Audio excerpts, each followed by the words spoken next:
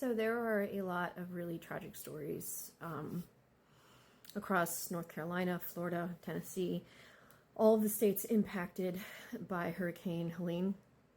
But I wanted to call your attention to one. There are 7 people missing who were forced to work during the hurricane, even after there was a flash flood warning at a factory in Tennessee. The managers would not let people leave. They forced them to stay and work, just told them to keep moving their cars until the point came where it was too late to leave. These people trapped, tried to escape, and a guy who was hauling a pickup, or not a pickup truck, a semi-truck, told them to climb on the back because that was the only safe place. There was video that was broadcast on Facebook of these people from this location.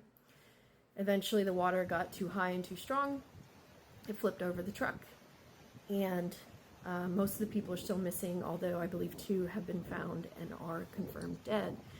The company, the plastics company, that forced these employees to stay and work during these conditions, costing their lives, is of course so saddened in their public statements about the loss of life, but is of course abdicating themselves from responsibility entirely. And I'm trying to find as much information about the people who are missing and presumed dead. They're people that apparently this company thinks they can just throw away. And it is disgusting. What happened there is disgusting, and people need to go to jail for it.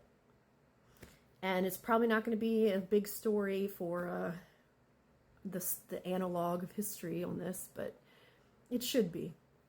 The fact that this plastics company forced these people to work during the storm, even after the flash flood warning was issued, and as a result, people died. 6 or 7 people are presumed dead.